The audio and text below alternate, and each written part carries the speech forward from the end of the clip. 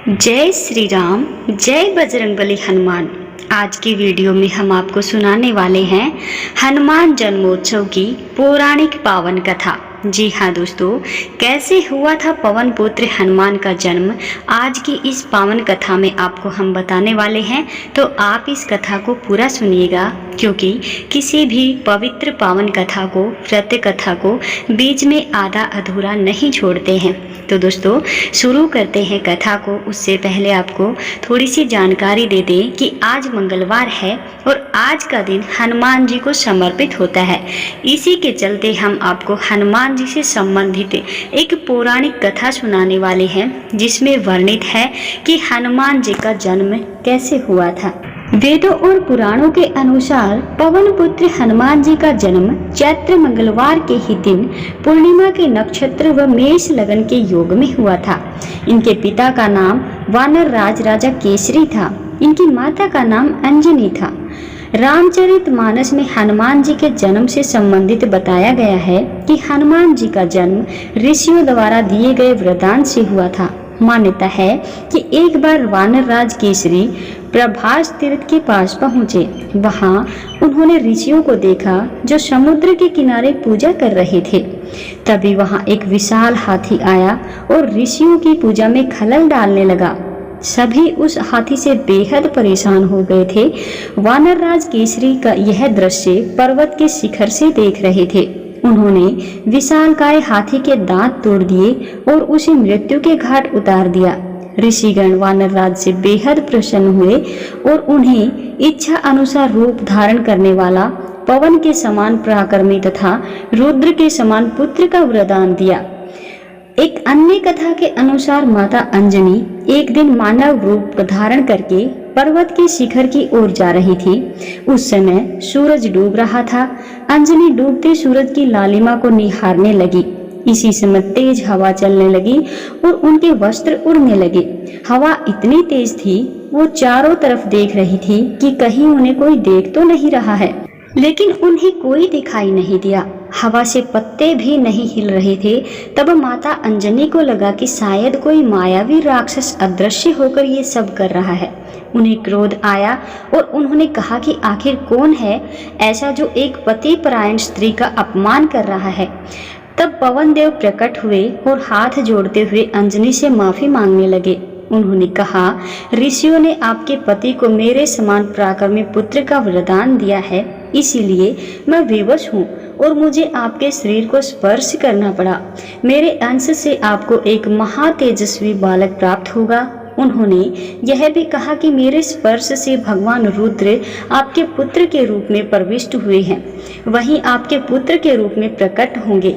इस तरह ही वानर राज केसरी और माता अंजनी के यहाँ भगवान शिव ने हनुमान जी के रूप में अवतार लिया था। अब आपको बताते हैं कि भगवान हनुमान जी कैसे केसरी नंदन बने थे। भगवान हनुमान जी का नाम केसरी नंदन मारुति भी है, लेकिन इनका नाम हनुमान कैसे पड़ा, इसकी कहानी हम आपको बताते हैं। कहते हैं, अपनी बाल्यावस्था में एक दिन मारुति नंदन जब नींद से जागे तो उन्हें बहुत तेज भूख लग गई। अचानक से उन्हें एक पेड़ पर लाल रंग का पका हुआ फल नजर आया, जिसे खाने के लिए वो निकल पड़े। लेकिन वो कोई पका हुआ फल नहीं था, बल्कि सूर्य देव थे। कहते हैं, जिस दिन ये घटना हुई उस दिन अमावस्या थी और सूर्य को राहु ग्रहण लगने वाला था। लेकिन राहु के ग्रहण लगने से पहले ही हनुमान जी ने सूर्य को निगल लिया, जिससे राहु दुविधा में पड़ गए कि आखिर क्या हो रहा है। इसके बाद उन्होंने इंद्र देवता से सहायता मांगी। इंद्र देव ने भगवान हनुमान जी को समझाया, लेकिन बार बार अनुरोध करने पर भी हनुमान जी ने सूर्य देव को मुक्त नहीं किया।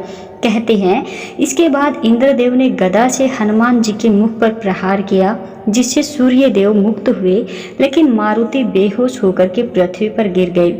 पवन देव ने जब ये देखा तो बेहद क्रोधित हुए और मारुति को अपने साथ एक गुफा में लेकर के अंतर्ध्यान हो गए, जिसके बाद पृथ्वी पर त्राही त्राही मच गई। फिर इस विनाश को रोकने के लिए सभी देवों ने पवन देव से आग्रह किया कि वह क्रोध त्याग दे और पृथ्वी पर वापस आ जाए। इसी के बाद सभी देवताओं ने वरदान स्वरूप अलग अलग शक्तियां मारुति को प्रदान की और उन्हें हनुमान जी के नाम से पूजनीय होने का वरदान दिया। हनुमान जी के जन्म से जुड़ी हुई एक अन्य कथा भी हम आपको सुनाते हैं। बजरंगबली हनुमान जी का जन्म चैत्र पूर्णिमा को मंगलवार के दिन चित्रा नक्षत्र और मेष लगन में सुबह 6 बजे हुआ था।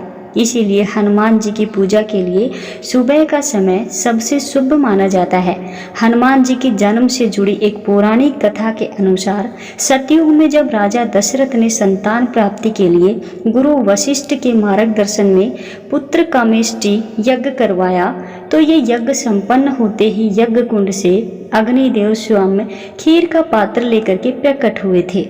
इस खीर को राजा दशरथ ने अपनी तीनों रानियों में बांट दिया। कहते हैं उसी वक्त रानी केकई के हाथों से चील ने थोड़ी सी खीर छीन ली और वह इस खीर को अपने मुख में लेकर के उड़ गई।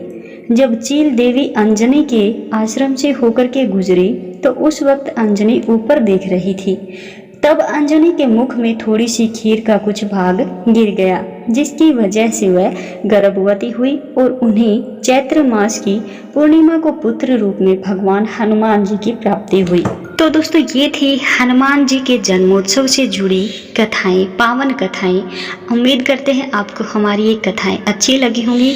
आप इन कथाओं को, इस वीडियो को अन्य लोगों के साथ भी शेयर कीजिएगा। कमेंट बॉक्स में जय श्री राम की हाजिरी लगाना बिल्कुल भी मत भूलिएगा। देखिए दोस्तों, भारत में हनुमान जयंती का पर्व बेहद धूमधाम से मनाया जाता है। मान्यताओं के अनुसार इस दिन भगवान हनुमान जी का जन्म हुआ था, इसीलिए इस दिन भगवान हनुमान जी के मंदिरों में भक्तों का तांता लग जाता है।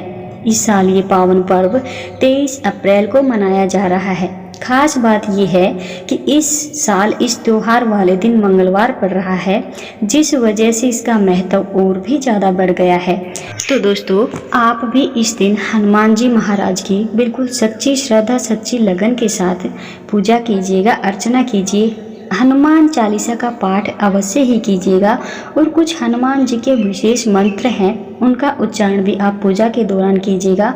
आप अगर सच्ची श्रद्धा, सच्ची लगन के साथ ये करते हैं तो आपकी समस्त मनोकामनाएं अवश्य ही पूरी होंगी, क्योंकि कलयुग में एक ऐसे हनुमान जी ऐसे देवता हैं जो कि थोड़ी सी पूजा अर्चना से भी प्रसन्न हो जाते हैं और अपने भक्तों के समस्त कष्टों को, समस्त संकटों को बहुत जल्द हरते हैं। तो दोस्तों, इस वीडियो को अगर अच्छी लगी हो तो शेयर भी कीजिएगा। तो दोस्तों, आज की वीडियो में बस इतना ही। एक बार जोर से बोल दीजिएगा, जय श्री राम, जय बजरंगबली हनुमान।